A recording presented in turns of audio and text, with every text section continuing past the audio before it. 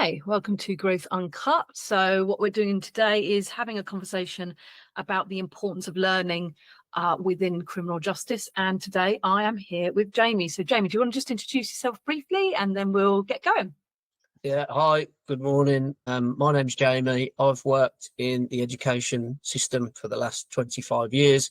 I've worked as a teacher, a leader, lecturer. I've worked in staff development and I've headed up some projects within FE colleges. So it's a pleasure to be here with you. Lovely, lovely. And I guess just a little bit about my backstory regarding learning. So I was at university as a senior academic, so I trained probation officers for a period of time alongside criminal psychology. And we have just developed some online courses that are all about trying to motivate and inspire people with the real basics around their work. So relationships, connection, culture change, reflective practice. So we're really passionate about giving people the resources to do their job, which is why I think we're both here just to talk a little bit about what are the problems that we see, what solutions do we think could really help, or what suggestions might help, and how this could support culture change. And culture change, I guess, is the backbone of these small talks that we're doing under Justice 2.0, because what we want to do is globally change culture across the criminal justice system. And the commitment to that, there's 5 kind of key commitments.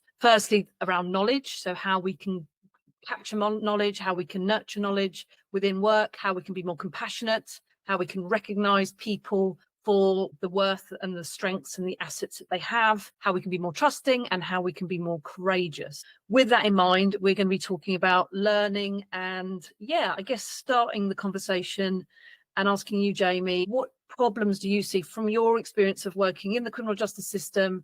What problems do you see when we think about learning and training of criminal justice practitioners? Okay, so my story itself is quite unique. Spent 22 years as a teacher, and I then found myself in a situation where I spent time in custody. So on a Monday, I was a head of PE in a large FE college, and on a Tuesday, I was an inmate, I was a prisoner. So I've seen it both sides of the fence. And for me, there are some fantastic staff within the prison service and the probation service. But in terms of training and continual professional development, the system is quite a way behind education.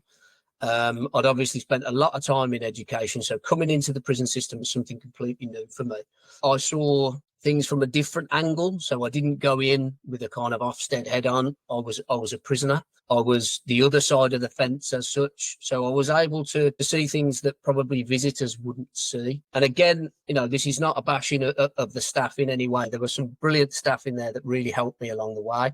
But for me personally, I think continual professional development is something that allows people to grow. And just because you are in a job doesn't necessarily mean that that's you for that moment. I think we all grow naturally as people. I think if we're open to new ideas, I think we can all learn something off everybody. So for me, I did witness at times that there was a need for more kind of training, for a need for more awareness, and a need for that continual professional development to not only support people who needed that support and rehabilitation, but also to help the staff be more aware of certain things, to allow them to deal with things. I'm a firm believer in, if you want somebody to do a job, you've got to give them the tools to do that job. And let's be honest, the jobs within the prison and probation service, they're difficult jobs. Yep. They're not easy jobs. They require a great deal of emotional intelligence. They require a great deal of training and a great deal of awareness. And I think in some instances, that's where the system lets itself down. And why is that? Why do you feel that there isn't a focus on growing staff or an investment in growing staff to that kind of level? What did you see? This is just my personal opinion, and people's opinions may differ. For me, there's kind of a tick box culture. It's kind of, there are certain things that need to be done throughout the day. We have to, and I understand that. I've worked in professional environments where in order for things to run smoothly and efficiently, then that has to happen. I get that. I'm not suggesting by any means that we avoid that, because things have to run as they do. So I think there is an element of tick box culture. I'm not sure that the recruitment drives or the training is sufficient, because you are dealing with people who have faced a hell of a lot of trauma, and to understand and be aware of the different types of trauma, the different types of neurodiversity, the different types of backgrounds, all of it's a really challenging space to work in. And for me, similar to education, you meet people from lots of different backgrounds, lots of different experiences, but that awareness of how to deal with certain situations, how to approach certain situations, how to de-escalate certain situations. I think time constraints, if you speak to staff in the prison and probation service, can be an issue. But me personally, that whole experience of continued professional development and culture change will change that system. It will completely. And I've witnessed some fantastic staff doing some fantastic things, but unfortunately, it's in small pockets. It's not consistent across the board. So I think if there was a consistent approach, I think if there was a consistent level of training, if there was a consistent amount of hours that were expected as part of a staff's personal development, I think that would start to bridge the gap. And don't get me wrong, there's a lot of work to be done there. As I've said before, the system is light years behind education, but you would expect that. But there's room for growth. There are products out there now that enable people to do this in their own time, that enable people to grow collaboratively, that, you know, there are culture change projects that you run in yourself across prisons. That will help. And I think the biggest thing for me in terms of culture, and I found this out by attending focus groups. I was invited to a lot of focus groups when I was in prison. And I always thought that the staff wanted it to be a very strict regime where people were kind of in 1 minute, out the next. It was done quickly. And from these focus groups, I found the staff wanted exactly the same as what the prisoners want. They want people to rehabilitate. They want people to access the services they need. They don't want to just open and close doors. They don't want to recall people.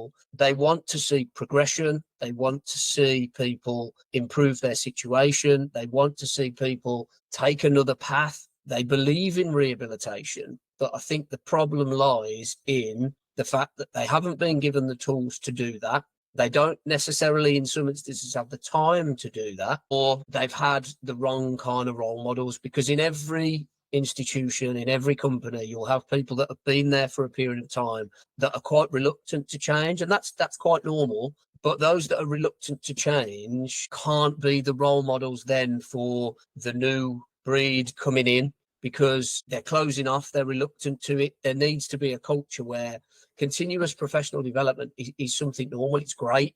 It's part of us developing. It's part of us improving. So yeah, for me, that there are glitches in the system, but we're coming up with responses and solutions for those. But that's got to be taken on board by the staff. They've got to buy into that. It's got to come from the top all the way down to the bottom, because we can all learn something from each other. I guarantee whoever I'm in a room with, there is something that they could teach me. And as an educator, as an educated man, I learned a hell of a lot from people who I served time with.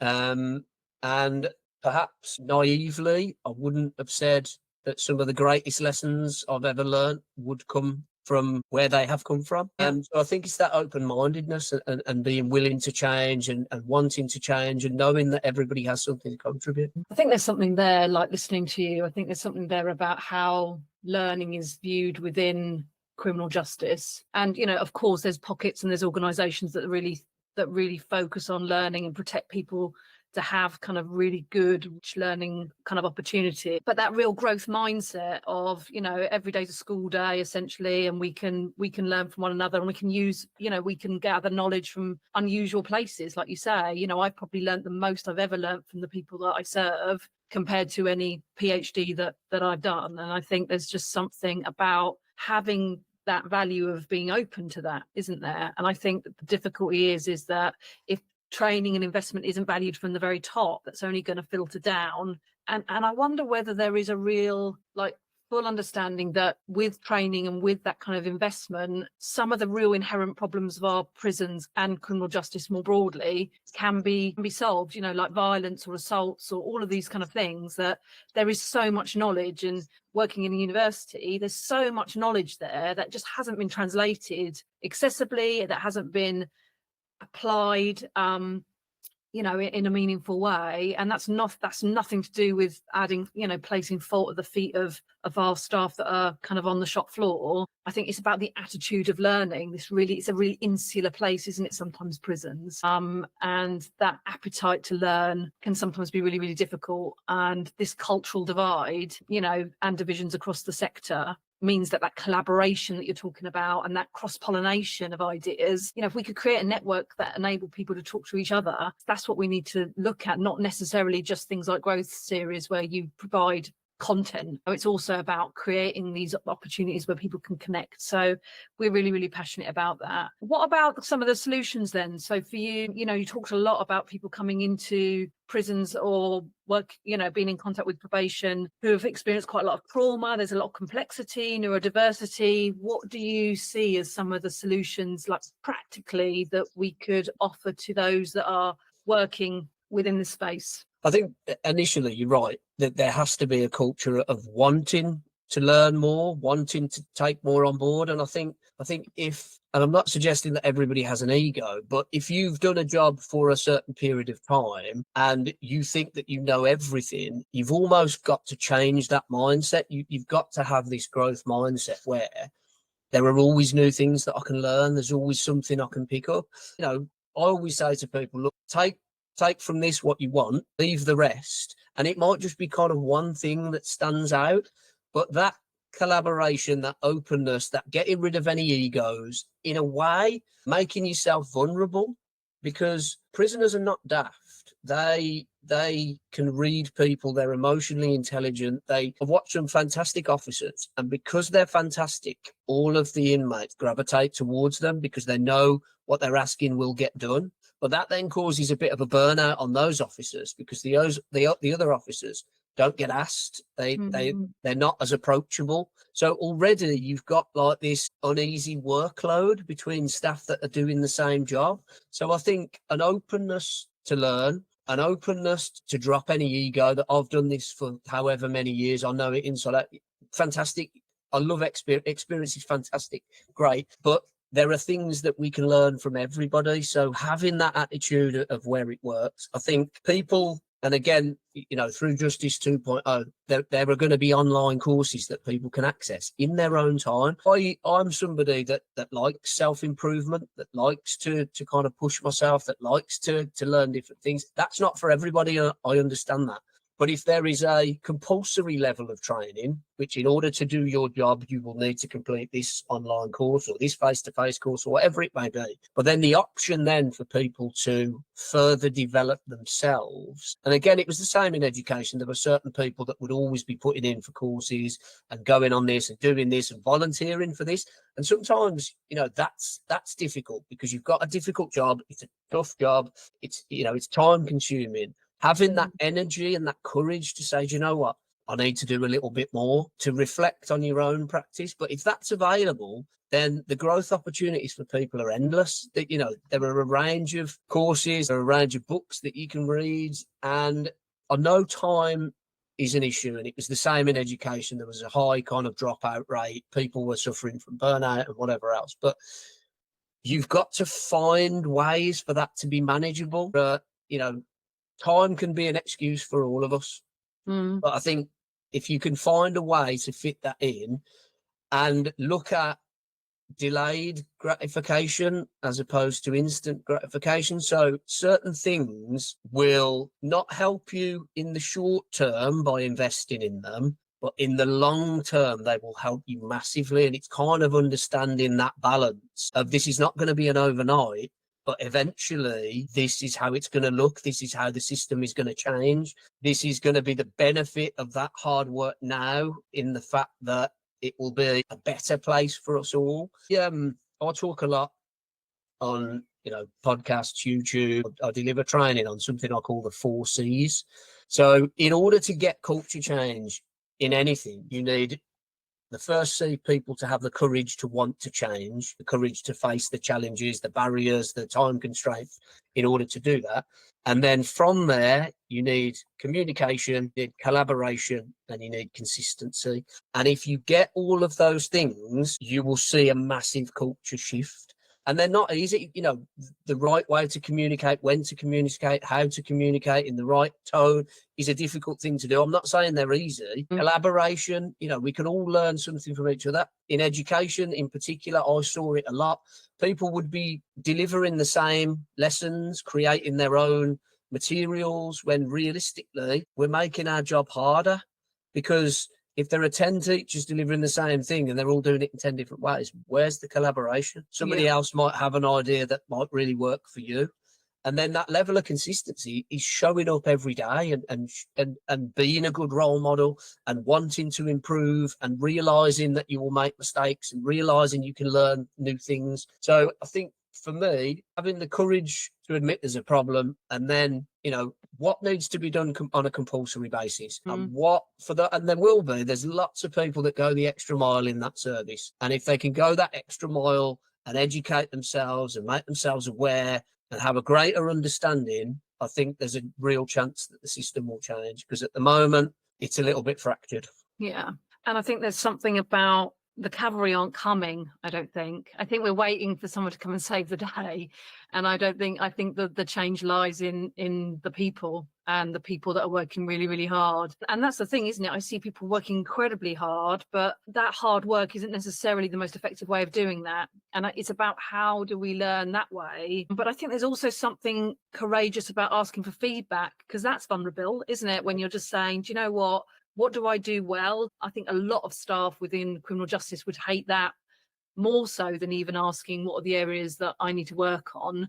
Or coming out of, I don't know, a use of force, or coming out of a recall process, or coming out of a difficult conversation within third sector and saying, how did I do? Like, what did you think I did well? What could I have done better next time? I think the culture change lies with us. And a lot of the time we're waiting for this system to change, but we are the system. And I think this is the thing, isn't it? That we can change the system if enough of us stand together and enough of us say, do you know what? It's all right. It's all right to get that feedback and to be vulnerable. It's all right to maybe hear things that you don't necessarily want to hear, but it's about how we respond to those that's important, because there's so much learning, but there's also so many great things, like you say, there's so many great things that are happening. It's about capturing that, recognizing that, and then thinking, right, how might we scale that? How might we apply that to different settings so it is consistent? So, yeah, I think there's definitely something in that.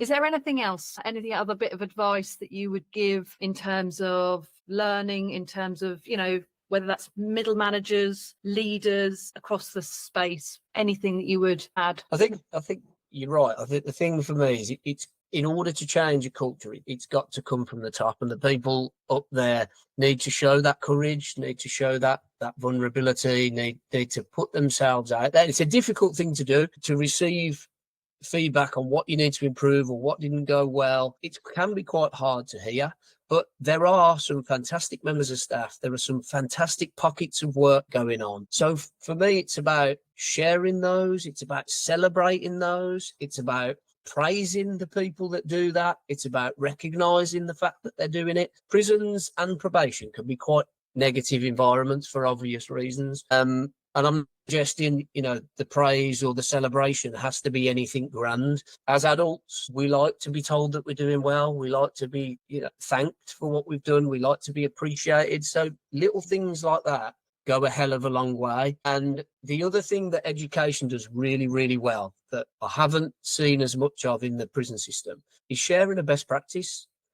There are lots of fantastic things that people are doing, but are only being done in small pockets. Let's share that, celebrate that, go and take that to other people, because we will learn from each other. Yeah. We will continue to develop. We'll learn from situations. We'll learn from life experience. But I think, you and I have seen this in action inside prisons. I think we've kind of come to a conclusion that something needs to change. You've started to put together things that will enable that change. And it's about people embracing that, moving into that, and realizing this is not a finger pointing. This is not an attack on anybody. It's let's get this right, because if we get this right, the changes to not only the prison system, probation system, the changes to society, the changes to future generations. If we get this right, I'm a firm believer in prevention as opposed to cure. People in prison and probation are almost on that cure section. So if we can get this section right, we can look at prevention, then it's going to be a better place for our children to live, our grandchildren to live, but it's got to start somewhere. Yeah, that's it. I agree completely. Thank you so much. Really appreciate you. you. And it's always nice to talk to you. And yeah, I'm really excited about the future. And I think that last statement about, it's got to start somewhere. I think we've got to work together. And those 4 C's are really helpful in terms of that collaboration, that consistency. That's culture, isn't it? If things are Yeah. consistent, and with that, Yeah. we're rewriting it. But yeah, just to encourage any practitioner that's out there who's doing great work, keep going and share it openly. And yeah, we wish you all the best in terms of having the courage to start to adopt a learning culture, because it starts with us. So thanks so much. Thank you, Jamie.